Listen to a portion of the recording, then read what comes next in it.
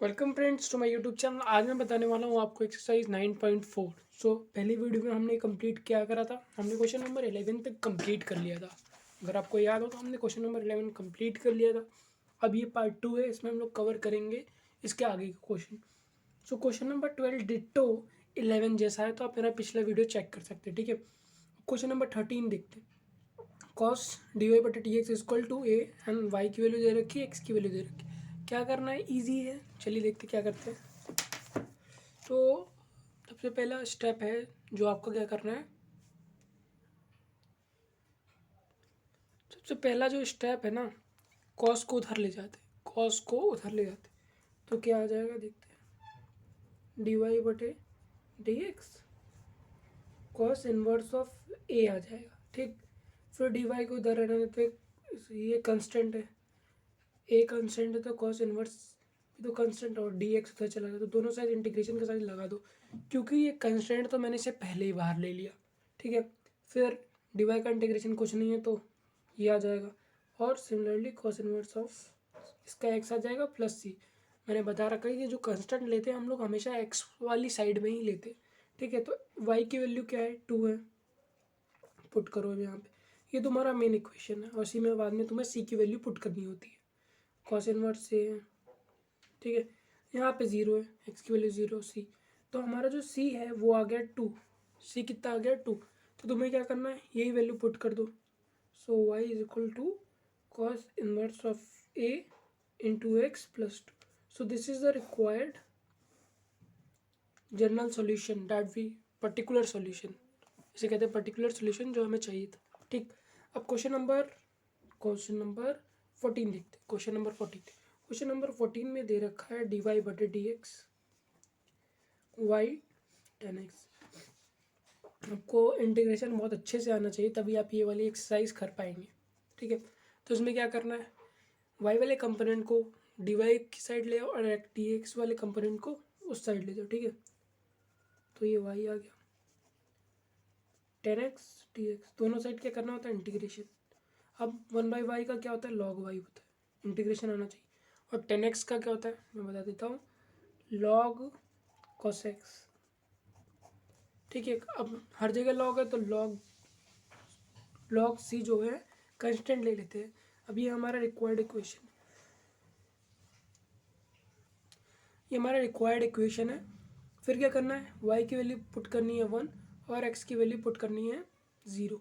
तो log की value 1 minus log cos 0 log c। ठीक है, log 1 को एज इट इज़ रहने देते हैं। ठीक है, माइनस log cos 0 कितना होता है, 1 होता है। log 1 मैंने बता रखा है कि log 1 जो होता है वो होता है 0, तो log c बचेगा बस। तो अभी इसको इक्वेट कर दो तो log से log कट जाएगा, log तो c इक्वल टू 1, log से log काट दिया मैंने, c इक्वल टू 1। यहाँ पे क्यों नहीं करा, क्योंकि हमें बस c की वैल्यू निकालनी थी ना, तो इसलिए हमने ऐसा करा। ठीक, अब कुछ नहीं करना है, वैल्यू पुट कर दो, log y minus log cos x plus log 1, तो क्या आ जाएगा, 0 आ जाएगा। ये क्या आ जाएगा, 0 आ जाएगा। फिर log से log काट दो तो क्या आएगा, y माइनस cos x आ जाएगा, सिंपल, माइनस cos x आ जाएगा, y equal to minus cos x। ठीक है, लेकिन अगर आप आंसर शीट में देखेंगे ना तो ये नहीं आ रहा है। क्यों नहीं आ रहा है मैं बता देता हूँ। ये भी ठीक है, ये भी 110% ठीक है, लेकिन अब जैसे मैंने ये करा, log y था और माइनस log cos x था। ठीक है, तो जो log cos x होता है ना, नेगेटिव log sec x के इक्वल होता है, बस साइन का डिफरेंस। अगर माइनस लगाओगे तो cos x है, और log cos x लगाओगे तो इसको तुम ऐसे भी ले सकते हो कि y equal to sec x। तो दोनों ही ठीक है, चाहे ये कर लो ये कर लो, दोनों ही ठीक है। आंसर शीट में ये मिलेगा, इसलिए मैंने ये बता दिया। ठीक है, क्वेश्चन नंबर 15, ये थोड़ा बहुत, ये सबसे टफ क्वेश्चन है। अगर मैं बात करूँ इस पूरी एक्सरसाइज में सबसे टफ क्वेश्चन यही है, तो इसे बहुत ध्यान से देखिएगा। तो इसमें फाइंड करना है, find the equation of curve passing through the point 0 0 whose differential equation is y dash E X sine X. ठीक है, पढ़ लिया क्वेश्चन। अब देखिए क्या कर रहे हैं, इसमें कुछ नहीं है, कर्व दे रखा है और ये हमारी इक्वेशन डिफरेंशियल इक्वेशन अपने सामने दे रखी है और समझिए 0 0 दे रखा है ना, तो ये x इज इक्वल टू 0 कह रहे हैं और y इज इक्वल टू 0 कह रहे हैं। तो हम इस क्वेश्चन को लिख लेते हैं। क्वेश्चन ये है कि dy बटे dx is equal to ex sine x, ये है क्वेश्चन सिंपल। और यहाँ पे दे रखी है कि x की वैल्यू और y की वैल्यू 0 करनी है ताकि हम c की जो कांस्टेंट आएगा इंटीग्रेशन के बाद उसकी वैल्यू निकाल सकें। तो करना क्या है, डी वाई भैया इधर ले लो, x वाले कंपोनेंट को इधर ले जाओ, ये आ गया ई एक्स साइन एक्स। अब बस हमें इसको सॉल्व करने की ज़रूरत है अच्छे से। ये तो y आ गया। अब इससे तुम पूरा आई ले लो, integration E X sine X D X. इसे क्या कंप्लीट कर लो, इसे तुम अज्यूम कर लो कि ये y है पूरा, ठीक है। अब y को सॉल्व करते हैं, इंटीग्रेशन। अब यहाँ पे तगड़ा इंटीग्रेशन आपको आना चाहिए, E X sine X D X. तो फर्स्ट कंपोनेंट किससे लोगे आप? सो अकॉर्डिंग टू मी तो हम लोग पहला इसे ले लेते हैं ई एक्स को और सेकंड इसे, ठीक है। अब आपको पता ही होगा कि क्या करना है। सो ई एक्स को बाहर लिया, साइन एक्स को डिफ्रेंशिएट करना है, वो इंटीग्रेट करना है, ठीक है। फिर नेगेटिव लिया, वो इंटीग्रेशन, वो बाहर इंटीग्रेशन लगा दिया और ई एक्स को डिफ्रेंशिएट कर देना है। फिर इंटू करना है, साइन एक्स को इंटीग्रेट करना है, फिर D x. So sine x का इंटीग्रेशन क्या होता है, minus cos x, minus cos x. यहाँ पे आओ, ई एक्स का डिफ्रेंशिएशन ई एक्स ही होता है, इसका क्या हो जाता है माइनस कॉस एक्स और डी एक्स, माइनस ई एक्स कॉस एक्स, ई एक्स कॉस एक्स और ये प्लस ई एक्स कॉस एक्स। अब इससे तुम्हें लेना है आई वन, क्योंकि अब इससे भी हमें सॉल्व करना पड़ेगा, ठीक है। सो अब आई वन को इस्तेमाल करते हैं। आई वन की बात करें तो इसे मैं पहला कंपोनेंट किसे लूँ, मैं पहला कंपोनेंट ले लूँगा इसको पहला और इसको दूसरा। सो ई एक्स को एज इट इज़ लिखो, कॉस एक्स डी एक्स को डिफ्रेंशिएट, फिर कॉस एक्स, फिर डिफ्रेंशिएशन करना है ई एक्स डी एक्स, फिर कॉस एक्स का इंटीग्रेशन करना है डी एक्स।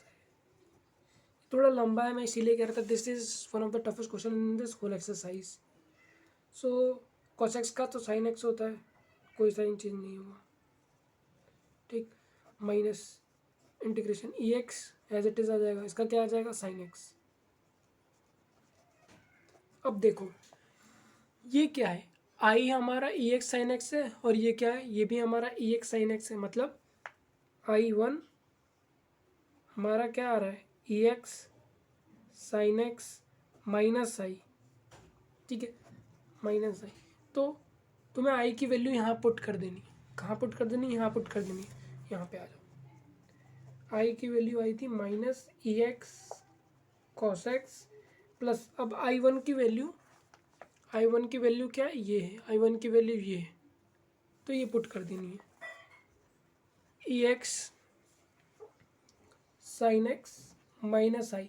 अब उधर जाएगा आई, उधर गया आई तो 2i हो गया, और ई एक्स मैंने कॉमन ले लिया तो आ गया sign X minus cos x, ठीक है। और ये 2 उधर चला जाएगा तो ये हमारा आ गया आई, ठीक है। अब हमारा ये पूरा आई आ गया, बस y की वैल्यू क्या पुट करनी थी, आई पुट करनी थी। तो क्या आ जाएगा, y is equal to E X sine X minus cos X divided by 2 plus C, अभी भी सी है।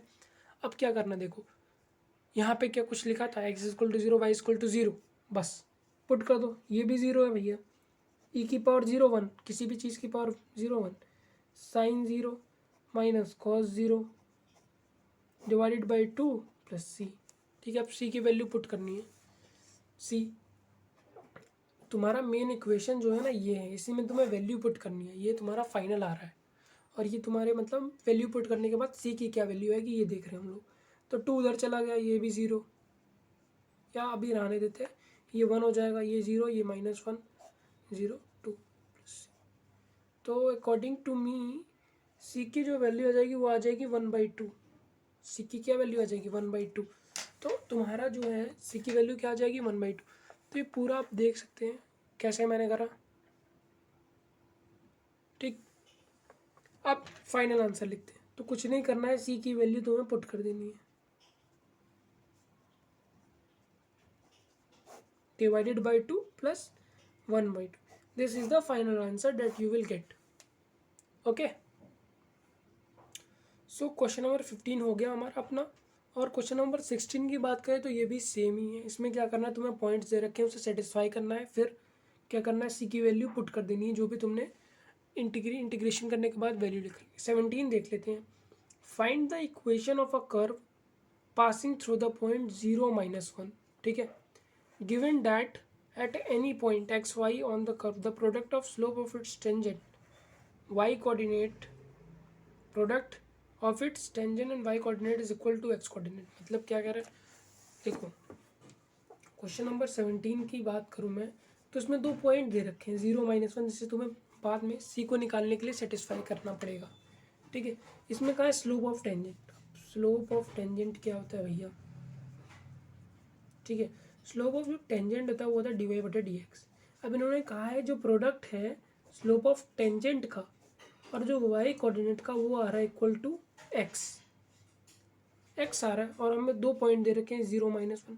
क्या करना जानते हैं, फिर दोनों साइड इंटीग्रेशन का साइन लगा, फिर y है तो ये आ जाएगा y²/2, जानते हो ना, n+1 डिवाइडेड बाई n+1, तो वो आना चाहिए। यहाँ पे भी x²/2 प्लस सी। अब यहाँ पे तुम्हें पॉइंट्स दे रखे हैं y = -2 और x = 0। ये तुम्हें इक्वेशन में ही पॉइंट दे रखे हैं। ठीक है, लैंग्वेज समझो। तो फिर इसे पुट कर दो, -2 का स्क्वायर 2, 0 का स्क्वायर तो ये 0 आ जाएगा सी। तो -2 का स्क्वायर करोगे तो कितना आएगा 4 आएगा, 4 डिवाइडेड बाई 2 2 आ जाएगा। तो जो तुम्हारी फाइनल इक्वेशन आती है वो ये हो जाती है, that y²2 = x²2 plus 2 everywhere is 2। This is the solution of question number 17। ठीक, अब एक अच्छा क्वेश्चन उठाते हैं। क्वेश्चन नंबर 18 डिटो है, इसी की तरह ही है। देखो स्लोप ऑफ टेंजेंट, तो इसमें क्या करना है मैं बता देता हूँ रफली। 18th वाले क्वेश्चन में क्या करना है, इस सो हम लोग क्वेश्चन नंबर 16 कंप्लीट कर लिया। क्वेश्चन नंबर 17 वो सॉरी क्वेश्चन नंबर 16 तो छोड़ दिया हमने, क्वेश्चन नंबर 17 कंप्लीट कर लिया है। अब 18 की बारी, 18 देखते हैं क्या कह रहा है ये। At any point X Y of a curve the slope of the tangent in twice the slope of the line segment आ गया, joining the points of contact to the point. Find the equation of the curve given that it passes through -2 to 1। अब ये important है, -2 1 को हमें put करना पड़ेगा, जो हमारी इक्वेशन आएगी ना उसमें पुट करना होगा, ताकि हम लोग क्या कर सके, ताकि हम लोग सी की वैल्यू निकाल सके। ठीक है, देखते हैं क्या करना है। तो एक लाइन दे रखी है एक्स और वाई, ठीक, वो जोड़ रही है एक लाइन को जिसके कोऑर्डिनेट है 4-3। ठीक, अब उन्होंने कहा स्लोप ऑफ टेंजेंट, मैं बता चुका हूँ वो होता है dy/dx। Slope of tangent twice है किसके, इसके स्लोप के। इसका स्लोप क्या होगा y2 - y1 divided by x2 - x1। तो y लिख लिया, माइनस यहाँ पे भी माइनस है तो प्लस हो जाएगा, x ये हो जाएगा, और dy/dx जानते हो तो यहाँ पे लिख लेते हैं dy/dx। फिर इसको उस साइड ले जाओ, dx x + 4 और dy 2y + 3 या ठीक है, या इसको उधर ही रहने देते हैं। ठीक है, इसको उधर ही रहने देते हैं। अब क्या करना है, इंटीग्रेट कर दो। अब देखो यार, इसमें तुम्हें डायरेक्ट सब्स्टिट्यूशन लगा दोगे ना तो log x + 4 है। कैसे, अब इसको मान लो x = t, तो इसको डिफ्रेंशिएट करोगे विद रिस्पेक्ट टू x तो क्या आएगा 1 ही तो आएगा। तो मैं दोनों तरफ लिख सकता हूँ कि 2 log x + 4 + c = log y + 3। अब यहाँ पे थोड़ा सा देखो, इसको मैं लिख सकता हूँ x + 4 का ट्वाइस। अब ये कैसे करा मैं बताता हूँ, ये लॉग की एक प्रॉपर्टी होती है। कौन सी होती है मैं देखो, मान लो लॉग लिखा है ए बी, तो उसे मैं लिख सकता हूँ लॉग बी की पावर है, जैसे ना इम्पोर्टेंट प्रॉपर्टी तो इस्तेमाल होती रहती, ठीक है। फिर क्या करना है, ये तुम्हारा एक इक्वेशन है, इसी से तुम्हें आंसर निकालना है। अब तुम्हें दे रखा था कि y एक इक्वेशन एक लाइन एक पॉइंट से पास होगा, जो पॉइंट था 1 -2 + 1, तो y की वैल्यू 1 है और x की वैल्यू -2 है। इतना समझ में आया? फिर पुट कर दो वैल्यू, -2 + 4 का twice plus c log 1 plus वो यहाँ पे 3 होगा, सॉरी 3, ठीक है। तो यहाँ पे 4 आ जाएगा प्लस c log 4 आ जाएगा। फिर क्या करना है, log 4 - log 4, log 4 - log 4। अब इसे मैं काट भी सकता हूँ, 0 होगा, या ये भी एक तरीका था, या क्या करता कि मैं इसे करता log 4/4 और log 1 आ जाता और log 1 की वैल्यू होती 0। ये भी हो सकता था तरीका। तो मेरा जो फाइनल आंसर है ना वो आ गया है, वो क्या है, log x + 4 का स्क्वायर प्लस 0 log y + 3। तो अब 0 नहीं है तो मैं log से log नहीं काट सकता, क्या काट सकता हूँ, तो मेरा आ जाएगा x + 4 का square y + 3। This is the particular solution of this question. Okay, question number 18 देख लीजिए कैसे करा, पूरा रिकैप कर लीजिए। ये इंपॉर्टेंट था, ये स्टेप इंपॉर्टेंट था, और किससे पास हो रही है उसे सेटिस्फाई करना इंपॉर्टेंट था, ताकि आप कंस्टेंट वैल्यू सी को निकाल सकें, ठीक है। अब हम लोग करने वाले हैं question number 19। Question number 19 little bit tough. The volume of spherical balloon inflated at constant rate, initially 3 radius था, आफ्टर 3 सेकेंड 6 यूनिट हो गया। Find the radius of balloon after T.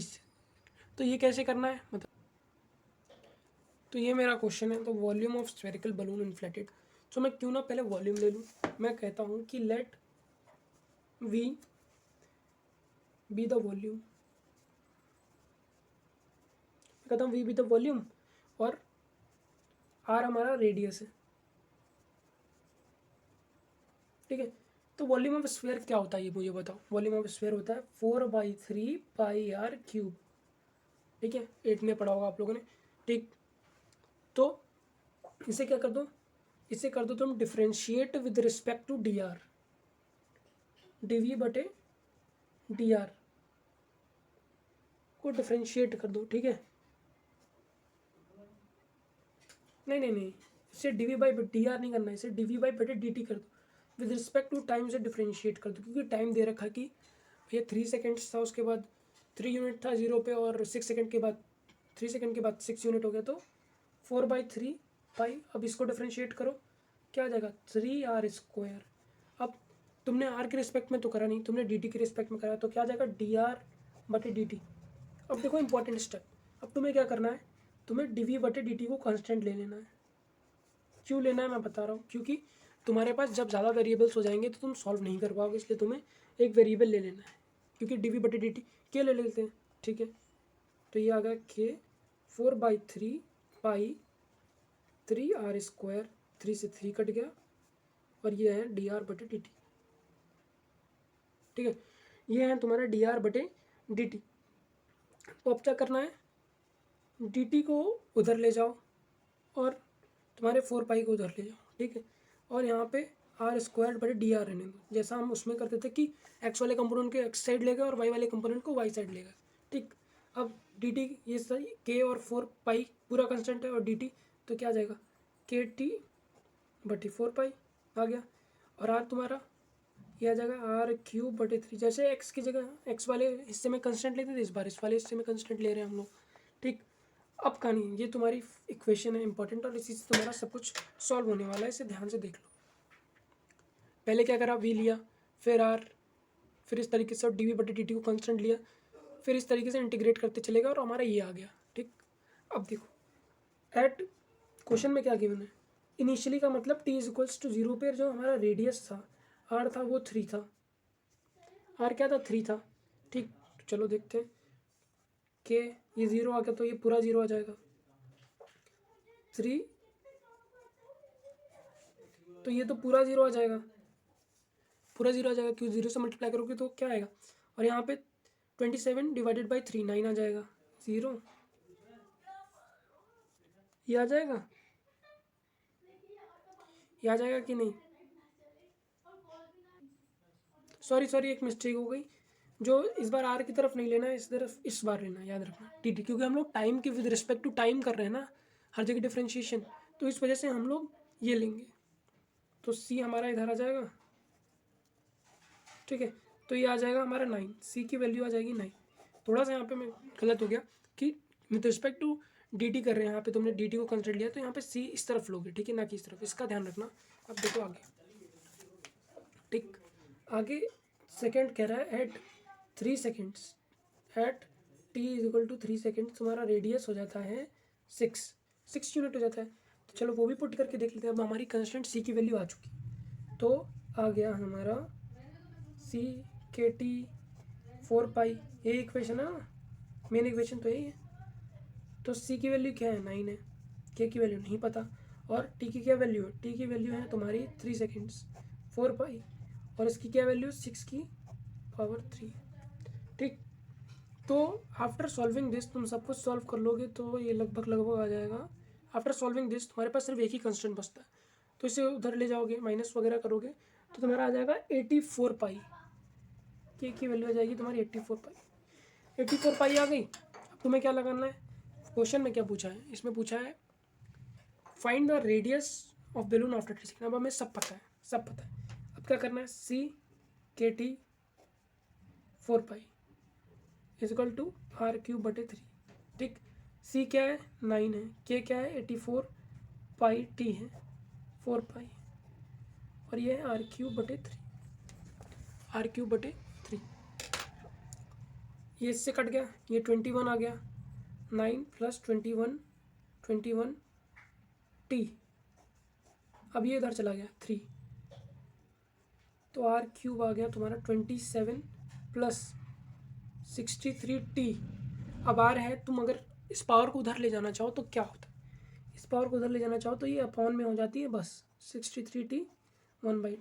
Answer check कर लेना, यही आ रहा है। तो कैसे करा हमने, इसमें हमने पहले सभी कंस्टेंट की वैल्यू निकाली, पहले के को कंस्टेंट माना, उसके बाद हमने सी लिया, सी निकाला, उसके बाद के निकाला, and after all we get the radius after T second. एक बलून था, इन्फ्लेट हो रहा था, तो आफ्टर टी सेकेंड उसका रेडियस क्या होगा, वो ये होगा, ठीक।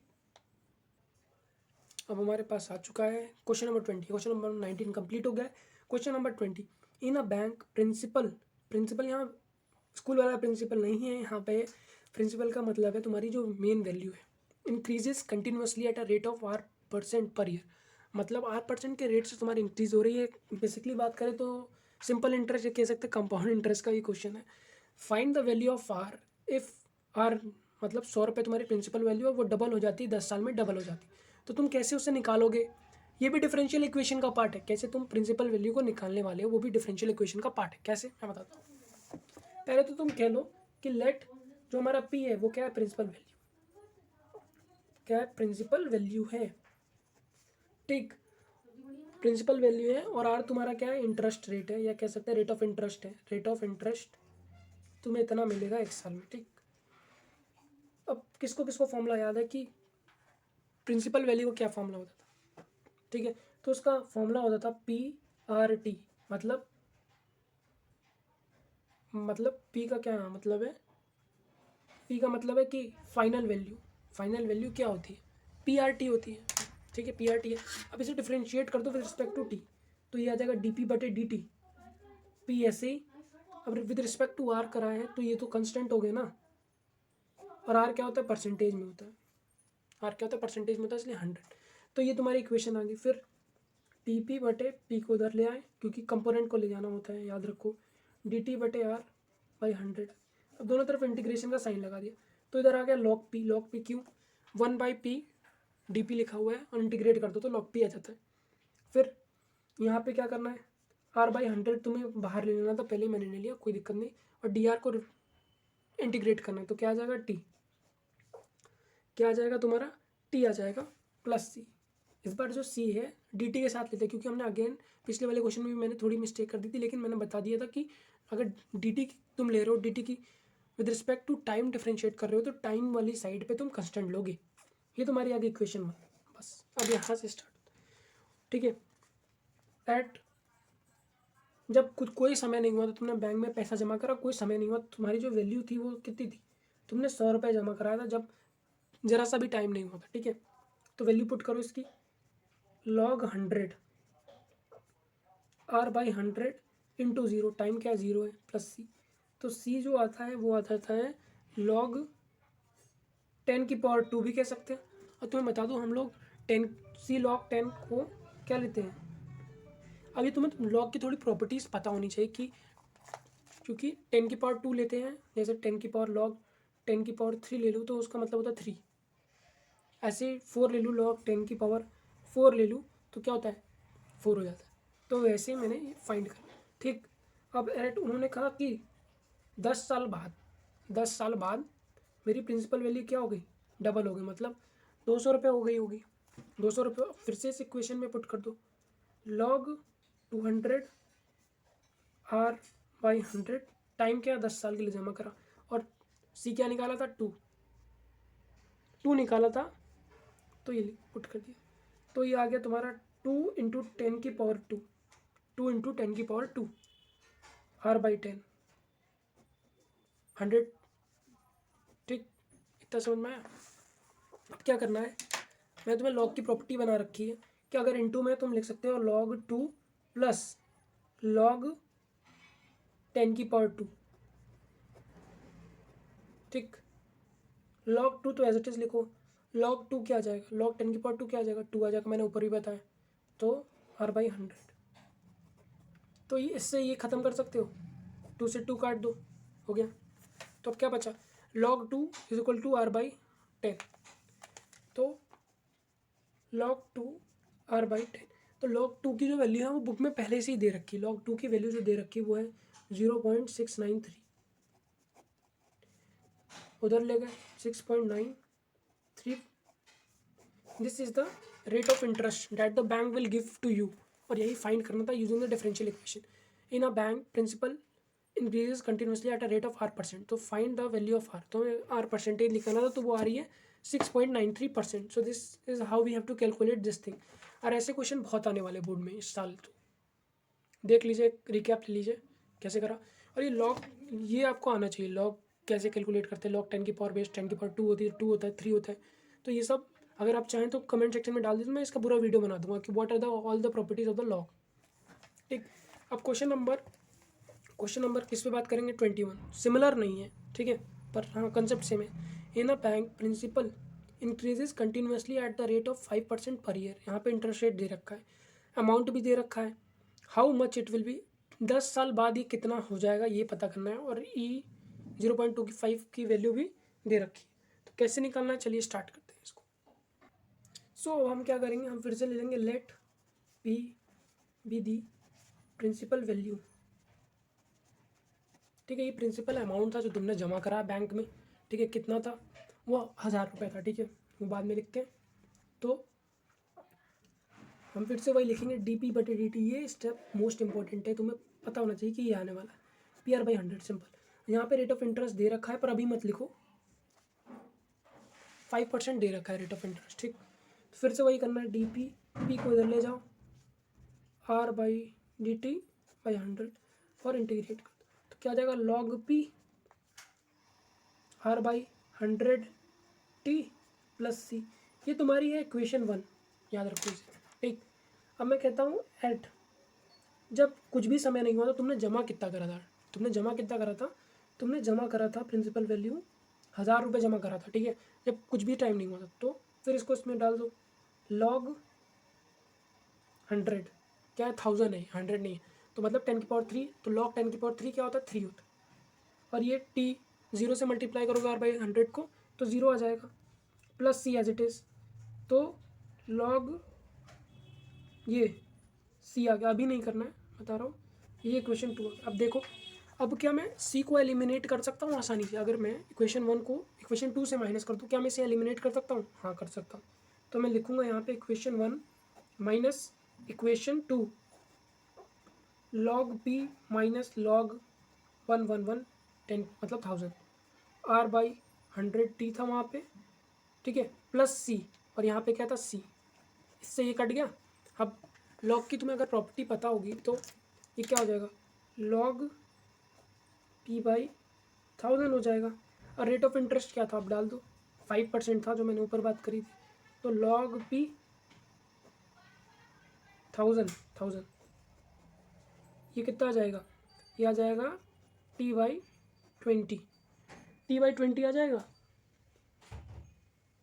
t/20। और ठीक है, t/20 आ जाएगा। टाइम क्या होगा, टाइम पूछा गया है ना 10 साल में, टाइम दे रखा है ना 10 साल में कि 10 साल में कितना होगा, तो यहाँ पे 100, तो कितना हो जाएगा 10 साल में पूछा है ना, तो 5 इंटरेस्ट रेट है, 10 साल में पूछा है और 100 दे रखा है, तो 50/100 तो 1/2 आ जाएगा। ठीक है, तो लॉग फाइनल स्टेप में ध्यान से देखो, 1000 1/2 कितना था, 0.5 नहीं लिख सकता मैं। अब एक इम्पॉर्टेंट प्रॉपर्टी होती है लॉग की, वो देख लो। ठीक है, मान लो यहाँ पे देख लो important property of log, log A है और यहाँ पे बी लिखा हुआ है। ठीक है, लॉग ए है और यहाँ बी लिखा है, तुम्हें यहाँ से लॉग हटाना है तो तुम क्या करोगे, ए ऐसे लिखे रहने दो, लॉग को उधर ले जाओगे ना तो वो ई बन जाएगा। क्या बन जाएगा, ई बन जाएगा, और जो भी यहाँ लिखा होगा ना उसकी पावर ऊपर लिख जाएगी। ये होती प्रॉपर्टी। फिर से मैं बता दूँ, log A is equal to B लिखा हुआ है, तुम्हें लॉग को यहाँ से हटाना है। ठीक है, तो लॉग उधर जाएगा तो ई हो जाएगा, और जो यहाँ लिखा रहेगा मतलब यहाँ पे लिखा रहेगा वो उसकी पावर में हो जाएगा। तो यहाँ पे भी मैं वही करने वाला हूँ, p/1000 ए की पावर 0.5। ये स्टेप थोड़ा सा कॉम्प्लेक्स है, अगर आपको लॉग नहीं आता तो समझने में दिक्कत होगी, बट समझ जाएंगे आप। तो p/1000 और 0. बुक वालों ने पहले से ही छाप रखा है कि ई 0.5 की क्या होगी वैल्यू, दे रखा है 1.648, तो 1.648 क्या है, 1.648 1000 से मल्टीप्लाई कर दो तो प्रिंसिपल वैल्यू आ गई है 1640। सो 10 साल में इन 10 ईयर्स तुमने 100 रुपये जो लगाए, 1000 रुपये जो लगाए एट द इंटरेस्ट ऑफ 5, तो इसका तुम्हें प्रिंसिपल वैल्यू ये मिलती है। तो क्वेश्चन सेम नहीं था बिल्कुल भी, इसमें ई का कंसेप्ट था, इसे ध्यान रखिएगा बस। सो नेक्स्ट क्वेश्चन की तरफ बढ़ते हैं, एक्सरसाइज खत्म होने वाली है। In a culture the bacteria count is 1 lakh, the number is increase by 10% in 2 hours, in how many hours will it reach 2 lakh if the growth of bacteria is proportional to the number present. ठीक है, अगर आपने DK constant पढ़ा होगा, DK वाला chapter nuclear physics class 12th में, तो आपको अच्छे से आता है, पर इस साल वो कट हो गया है, तो मतलब चैप्टर नहीं कट हुआ है पर डीके वाला पोर्शन कट हो गया, तो फिर इसमें थोड़ी आपको स्ट्रगल करनी पड़ेगी। ओके, तो अब बैक्टीरिया काउंट में क्या करना है, तुमने क्वेश्चन देख लिया, बुक पहले खोल लो, क्वेश्चन देख लो अच्छे से, मैंने तो बता ही दिया है। तो यहाँ पे कहो कि लेट दी इनिशियल बैक्टीरिया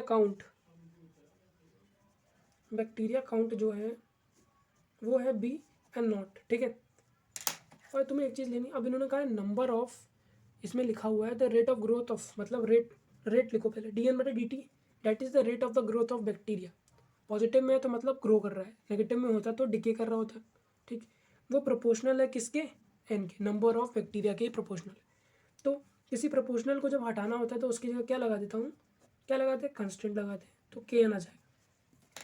तो फिर से अब तुम्हें एन दिख रहा है तो वही करना है, डी एन यहाँ पे एन ले लो और के डी टी ले लो।